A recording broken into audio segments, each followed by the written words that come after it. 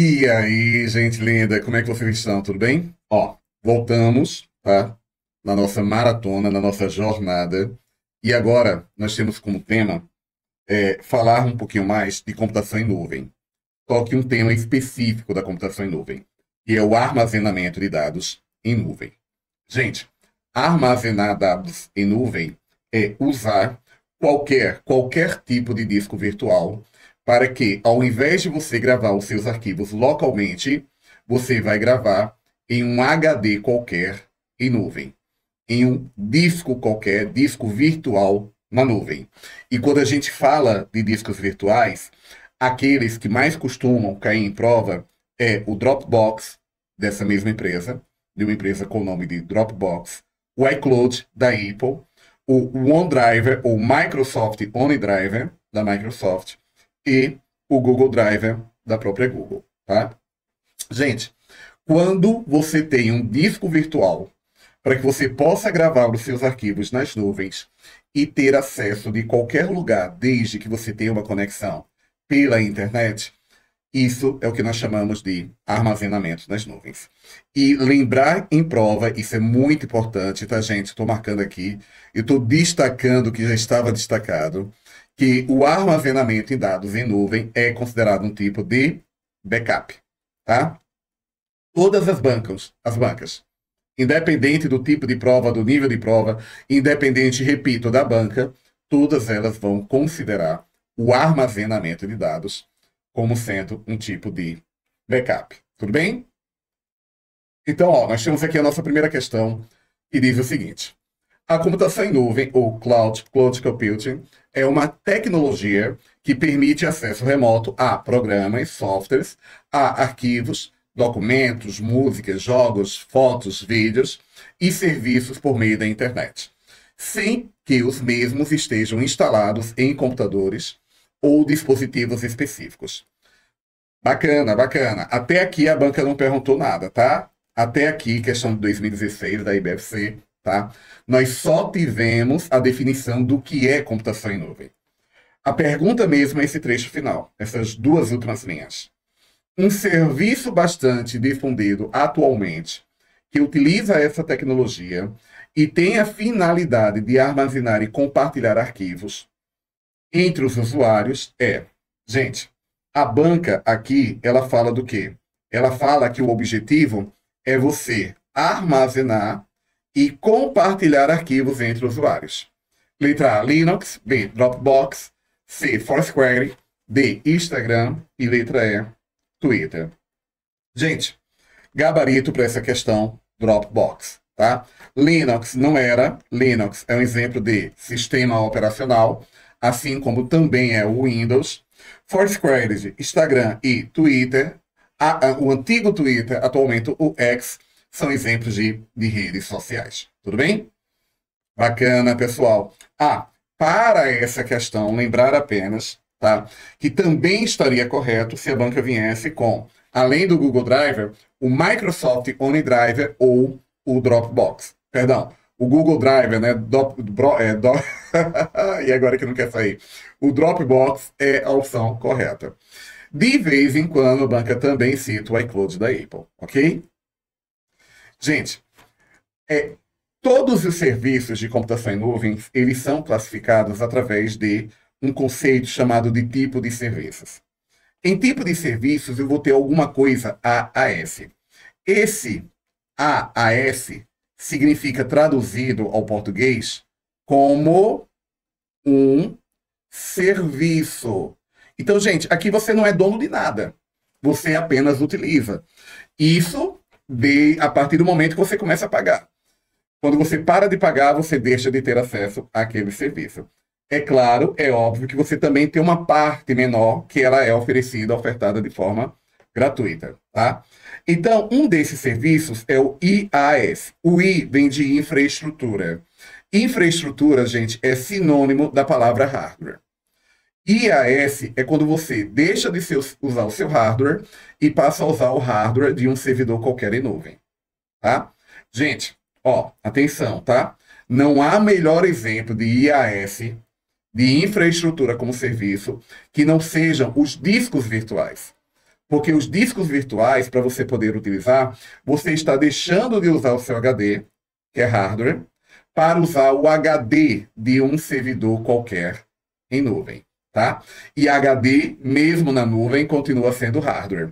Então, todos os discos virtuais, todos os HDs virtuais, Google Drive, Microsoft OneDrive e Dropbox, são exemplos de IaaS. Já o SaaS, o S vem de software. É quando você usa programas para criar documentos através das nuvens. E aí só podem cair dois exemplos na nossa prova. O Google Docs e o Office 365, cujo atual nome é Microsoft 365.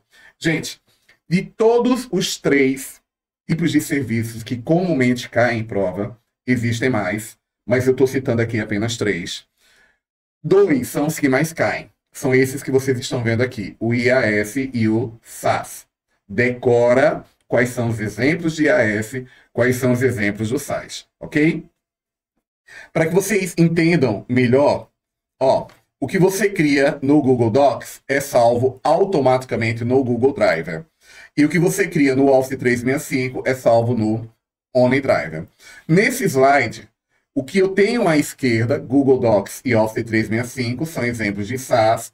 E o que eu tenho à direita, Google Drive e o Microsoft OneDrive, são exemplos de IaaS. Tudo bem?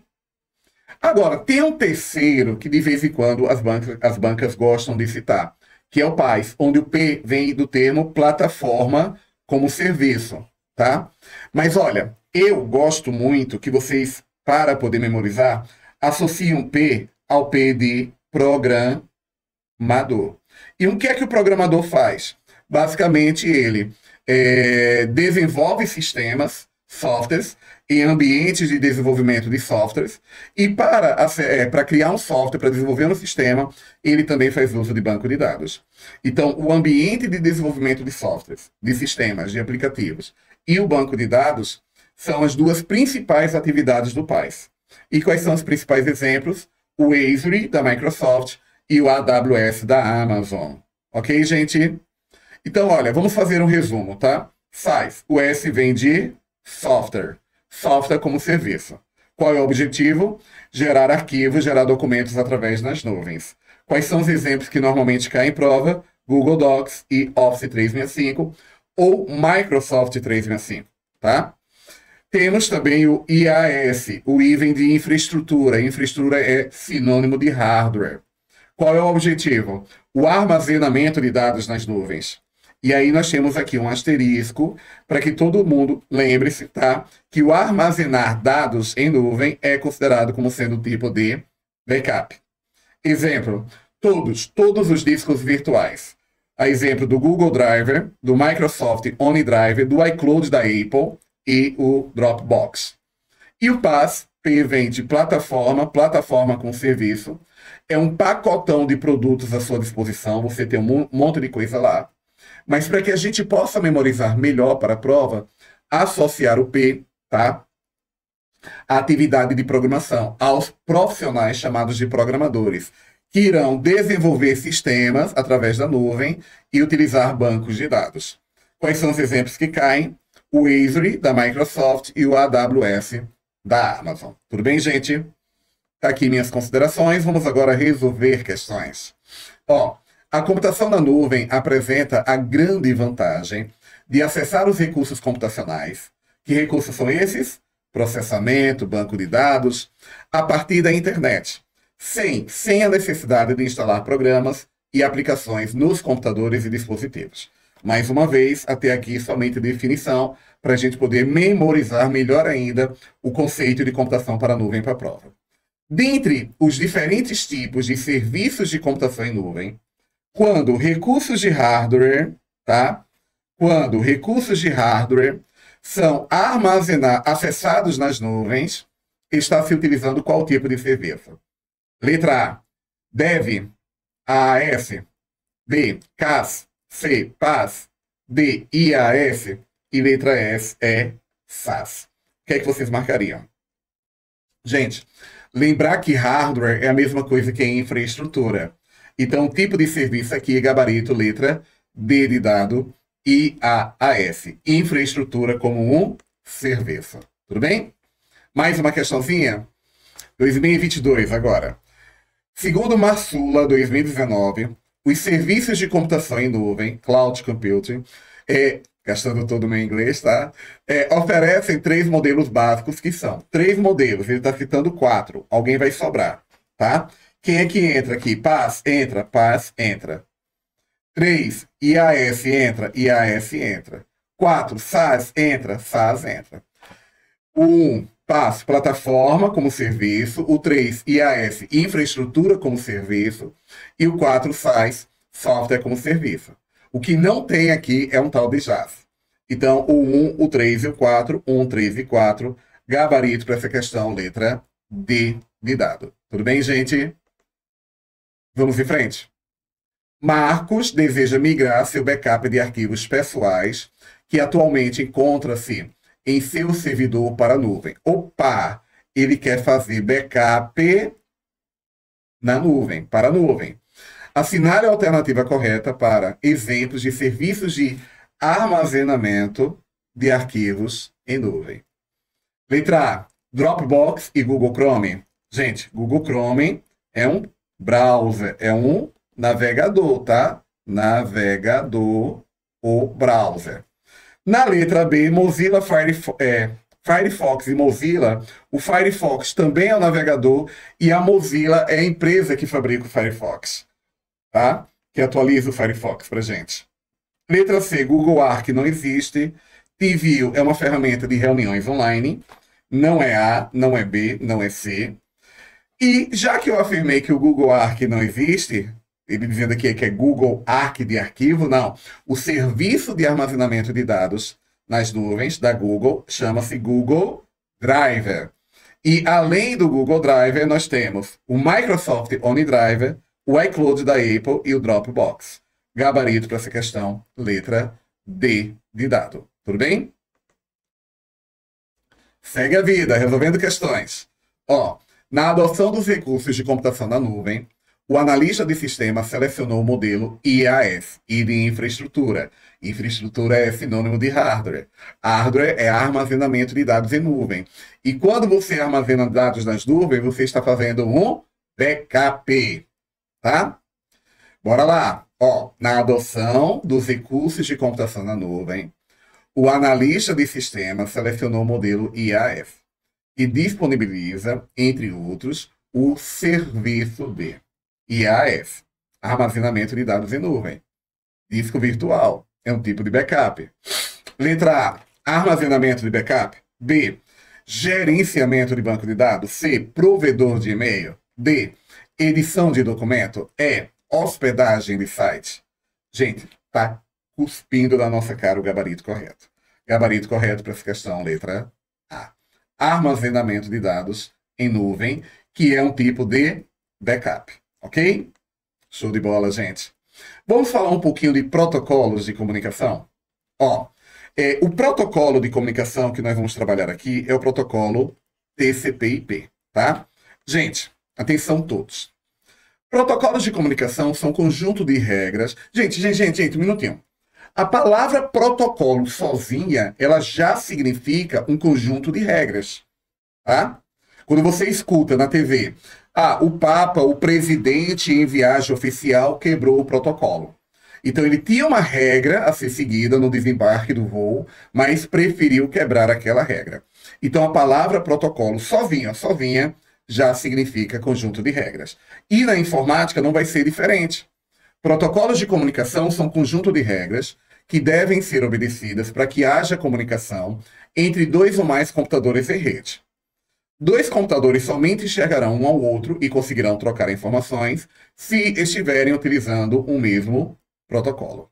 Quais são os protocolos que eventualmente a banca pode citar? Tá? IPX, SPX, NetBEUI e NetBIOS. Esses 2 primeiros, gente, preste muita atenção no que eu vou falar agora. São protocolos de rede? São, mas não servem para a internet. Tá? O protocolo que a gente usa na internet é um protocolo chamado de TCP/IP. O TCP/IP ele é o protocolo padrão da internet. Tudo bem? E olha, só para ver se todo mundo está esperto, Isso aqui não é uma questão de prova, tá? É só uma dinâmica que eu faço com os meus alunos em sala de aula. Associada a coluna da esquerda com a coluna da direita, responda. Qual é o protocolo padrão do ou da? Bem, a letra A é internet. Quem é o protocolo padrão da internet, gente? Acabamos de ver no slide anterior. O protocolo padrão da internet é o protocolo TCP/IP, ok? E se a banca perguntar quem é o protocolo padrão da intranet, na letra B, intranet, o protocolo padrão também vai ser o TCP/IP. E se a banca perguntar quem é o protocolo padrão da extranet, a resposta também será o TCP/IP.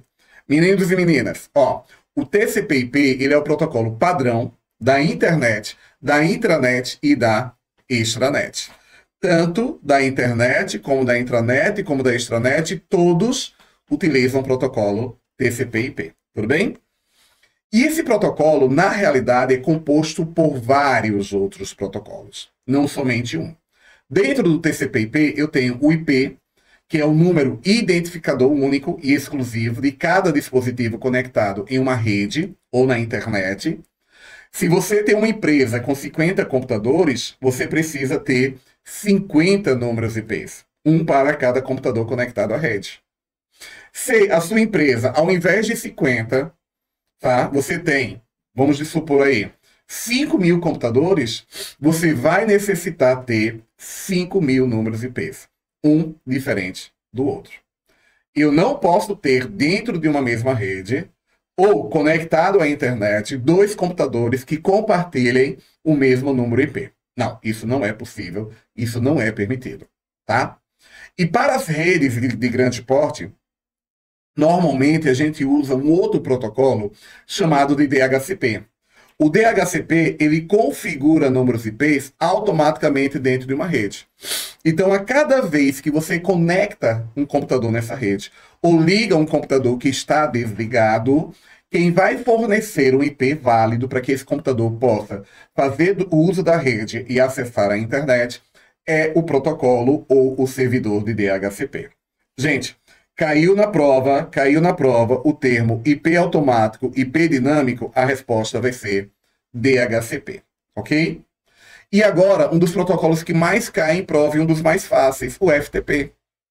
F, file, arquivos, T, transferência, P, protocolo. Ele é o protocolo de transferência de arquivos.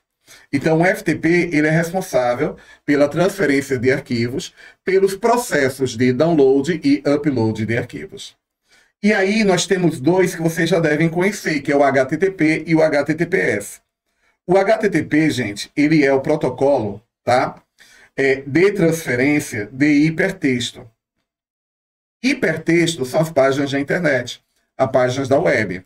Só que o HTTP faz esse transporte, essa transferência até os nossos computadores de forma não segura. Para que esse transporte ocorra de forma segura e criptografada, você tem que usar o protocolo HTTPS. O HTTPS é a transferência de hipertexto de forma segura e através da criptografia de dados. DNS associa ou converte IP em URL e URL em endereços IPs. SSL e TLS são dois protocolos para criptografia de dados. Candidato, para que serve o protocolo SSL?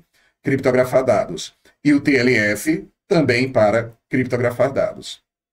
E o Telnet e o SSH, esses dois protocolos, permitem o acesso remoto a computadores. Então, se porventura, professor, eu moro aqui, já fui seu aluno, eu moro aqui no interior do estado, moro em Capela, e eu estou com um probleminha aqui no computador, gostaria que você pudesse resolver. Gente, será que aqui de Aracaju eu consigo acessar esse computador de Capela e tomar posse dele, tomar conta dele? Posso. Através do quê? De protocolos como o Telnet e o SSH, que são os protocolos que normalmente as equipes de TI dentro da empresa utilizam para fazer intervenção remota. Só que tem um detalhe, o Telnet não é seguro e o SSH ele é seguro porque utiliza o quê? Criptografia. Tudo que falar que é seguro na internet é porque obrigatoriamente vai utilizar criptografia de dados. Tudo bem? Gente, E aqui nós temos os 3 protocolos de e-mail, tá? Os 3 protocolos de e-mail. Eu tenho o SMTP, que é o único protocolo para envio de e-mails. A gente até brinca, tá? SMTP. Sua mensagem, que é o e-mail, tá partindo. Tudo bem? Gente, para enviar e-mails, a gente só utiliza o protocolo SMTP. Ele é o único que vai exercer essa atividade. E se você está enviando o e-mail, é porque ele está saindo do seu computador. Ele é um protocolo de saída, tá? E aí eu tenho 2 protocolos para recebimento. Se eles são protocolos de recebimento, eles são protocolos de entrada. Eu tenho POP ou POP3, IMAP ou IMAP4, tá? Gente, eu vou ler e vou explicar posteriormente, tá? O POP3 é recebimento de e-mails, retirando, essa palavra é importante, tá? Retirando, transferindo os e-mails que foram acessados do servidor para o computador local. Ele retira do servidor, do online, e grava localmente no HD do seu computador.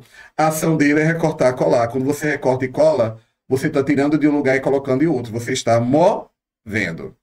É isso que o POP faz. Ele puxa do online. E o IMAP é recebimento de e-mails, copiando os e-mails acessados no servidor para o computador local, mantendo-os tanto no servidor como no computador local. A gente brinca e diz que no caso do IMAP, o M é de manter, ele mantém uma cópia no online. Então, se você tem uma cópia no online e uma cópia localmente, é porque aquele e-mail foi duplicado, que é o resultado da ação de copiar e colar. Tudo bem? Gente, esse é o texto. Isso é o que vocês devem decorar para a prova. Mas vamos tentar entender isso um pouquinho melhor, tá? Primeiro, POP e MAP eu só uso quando você instala no seu computador um cliente de e-mail. O que é um cliente de e-mail? É um programinha que você usa para poder baixar os seus e-mails para o seu computador e enviar e-mails. E quem configura esse programa, dizendo se vai usar POP ou IMAP, é você, usuário. Então, vamos imaginar um cenário onde eu tenho um e-mail no Hotmail, poderia ser qualquer provedor, tá, gente? Eu peguei o Hotmail como exemplo, poderia ser o Gmail, poderia ser o Yahoo, a Infonet aqui no estado de Sergipe, enfim, tá? E vamos imaginar que eu tenho 4 e-mails na minha caixa de entrada. Me enviaram 4 e-mails. Se eu configuro o meu protocolo, o meu cliente de e-mail, perdão, o meu programinha, o meu software, cliente de e-mail que vai enviar e receber e-mails, a exemplo do Microsoft Outlook, do Mozilla Thunderbird, do Microsoft Email, tá? Se eu configuro através do protocolo POP ou POP3, certo? A ação é a ação de mover. Ele vai retirar do online, ele vai puxar.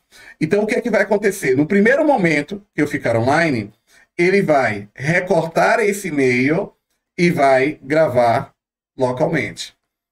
Ele vai recortar esse e-mail e vai gravar localmente no meu computador, tá? Ele vai recortar esse e-mail e vai gravar localmente. Então, chega um ponto que eu não tenho nada do online. O POP, ele puxa, ele retira do online e grava localmente. Mas como eu disse para vocês, essa decisão de usar POP ou IMAP é do usuário. Então vamos imaginar um segundo cenário também do Hotmail. Repito, poderia ser qualquer provedor de e-mail, onde agora eu decidi usar o IMAP. O IMAP M mantém. Então, no primeiro momento que eu ficar online, eu vou copiar, colar. Copiar, colar. Copiar, colar. Copiar, colar. Lembrar que a ação do IMAP é de copiar. E quando você copia, você duplica a informação. Você vai ter uma cópia no online, no servidor, e uma outra cópia no offline, no HD da sua máquina. Tudo bem? Show de bola, gente. Olha uma questãozinha aqui boba, tá? Assim como qualquer serviço na internet, o envio de e-mails faz uso, tá? Uso de alguns protocolos, sejam eles para recebimento ou envio de mensagens. Assinale a alternativa que apresenta o significado da sigla IMAP. Oh, poxa, essa aqui é uma questãozinha mais complicada, né? Então, deixa eu voltar aqui, tá? Ó, o significado da sigla IMAP em relação aos protocolos de e-mail. Esse tipo de questão, ela tende a não ser cobrada em prova, tá? Mas de vez em quando ela cai. Então, aqui, gente, naquela questão que a banca quer é, de fato, de onde vem aquela sigla, tá? Então, ó, SMTP, S, tá? MTP, certo? É o protocolo de transferência simples, tá? E tem até uma palavrinha mensagem aqui no meio, tá? Message. Então fica SMTP. SMTP é o protocolo de transferência simples de mensagem. O POP, POP, Post Office, tá? Nosso protocolo. E o IMAP é o Internet Message Access Protocolo. Tudo bem? Internet, protocolo de acesso à mensagem de internet, que é e-mail. Ok? Então, para aquela questão, repito, não é comum esse tipo de pegada, mas vejam que cai. Já que ele quer o IMAP, I, Internet, M, Message, A, Access, P, Protocolo. Para essa questão, eu posso ir direto ao ponto, tá? Já que ela é uma questão realmente de decoreba, certo? Muita gente aqui poderia confundir, olha que perigo, ó, a palavra message, que é o correto, com mail, já que eu estou tratando de e-mail. Mas não tem nada a ver com o termo mail. Tudo bem, gente? Fica aí a dica para vocês. Cuidado. Ao processarmos os e-mails, os servidores de correio eletrônico, nos servidores de correio eletrônico, envolvemos vários tipos de protocolos. Assinale o principal protocolo utilizado para enviar e-mails de um servidor para outro. Tá? Gente, assinale o principal protocolo para enviar e-mails. Gente, não é questão de principal, não. Para enviar e-mails, eu só tenho um. Eu tenho aquele da sua mensagem tá partindo. E a mensagem aqui, sim, é o e-mail. Tá partindo. Então, o gabarito dessa questão, obviamente, só pode ser a letra A. Letra A como gabarito dessa questão. Tudo bem? IP significa Internet Protocolo, ou Protocolo de Internet. É um conjunto de regras que definem como os computadores se comunicam na internet. Assinale dois tipos principais de endereços IPs. Gente, hoje nós temos como padrão o IP na sua versão 4. E de forma gradativa nós estamos migrando para o IP em sua versão 6. Porque a quantidade, estão lembrados que o IP não pode se repetir, tem que ser único e exclusivo? Então entendam que a quantidade de IPs na versão 4 já estão acabando. Então estamos migrando de forma gradativa para o IP de versão 6, que aceita mais combinações, mais tipos de endereços, porém a gente ainda não tem uma data definida, tá? Ou definitiva, para que a gente diga, olha, não vai se usar mais o IPv4. Não, não é essa a pegada. Nós ainda estamos utilizando as duas versões, tanto o 4 quanto o 6. Então, para essa questão daqui, IPv4 e IPv6, gabarito letra C. Ok? Mais questões. Na internet, cada computador possui um IP único e exclusivo. E o endereço IP, que ainda é o mais utilizado na web, é a versão 4. Não é novidade para vocês. Acabamos de falar disso no slide anterior. Assinale das alternativas abaixo a única que identifica corretamente o endereço do IP na versão 4. Gente, o IP na versão 4, o IPv4, ele tem o seguinte formato. Ele é formado por 1, por 2, por 3, por 4 números. Tá? São 4 números separados por ponto. Professor, pode ser qualquer número? Não. Tem que ser um número que vai variar do 0 ao 255. Do 0 ao 255, do 0 ao 255, do 0 ao 255. Tudo bem? Pode ser 199? Pode. 253? Pode. 254? Pode. 255? Pode. 256? Não, porque já estourou o limite. Tá? Então, nessa questão daqui, observem, tá? A letra A está errada, porque ele está separando cada número através de 2 pontos. Não é 2 pontos, é um ponto só. Tudo bem? A letra C está errada, porque ele está separando com hífen. Traço, não é. E na letra D, se vocês contarem, eu tenho 1, 2, 3, 4, 5. Eu tenho 1, 2, 3, 4, 5 números. E PV4 são 4 números separados por ponto. Na D eu tenho 5. Bora confirmar a letra B como resposta? Eu tenho 1, tenho 2, tenho 3, tenho 4 números. A quantidade de números está correta. E os números estão corretos? 208 está dentro desse intervalo? Tá. 80 está dentro desse intervalo? Tá. De 0 a 255? 152 está dentro desse intervalo? Tá. 130 está dentro desse intervalo? Também tá. Então, para essa questão, o nosso gabarito é a letra B de bola. Mais uma questãozinha. Quanto aos conceitos de internet e utilização dos recursos www, a partir dos web browsers web, assinale as afirmativas abaixo e dê valores de verdadeiro ou falso, tá? Gente, atenção todos, tá? Nós vamos ler um a um e vamos chegar à conclusão se é verdadeiro ou se é falso, tudo bem? Ó, primeiro item diz o seguinte: HTML é um conjunto de protocolos de comunicação. Não, gente. L quer dizer que é uma linguagem. HTML é a linguagem padrão para criar sites, para criar páginas da internet, para criar conteúdos de hipertexto. Então, isso aqui não é um protocolo, isso está falso. O segundo item. HTTP é o protocolo de comunicação entre o navegador e o servidor web? Sim, é no servidor web que estão hospedados os sites, as páginas. E a gente usa o HTTP para acessar um site, para acessar uma página. HTTPS é a principal linguagem? Não, HTTP é protocolo, tá? A principal linguagem seria o HTML. Tudo bem?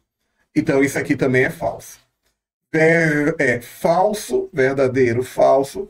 Gabarito para essa questão, letra C. Ok, gente, estamos terminando o nosso primeiro módulo. Meu muito obrigado, tá? Quem quiser, segue lá o professor nas redes sociais. É lá que a gente anuncia quando a gente vai ter as nossas lives. A gente também posta material complementar para você, candidato, tá? E também trabalhamos com questões comentadas. Questões que a gente publica, deixa lá um dia o pessoal comentando, e em seguida a gente entra com o gabarito e o comentário da questão. Aguardo vocês em breve no próximo módulo do nosso curso. Fiquem com Deus, um grande abraço a todos, e olha, simplesmente acreditem que essas vagas já é de vocês, ok? Um grande abraço a todos, gente!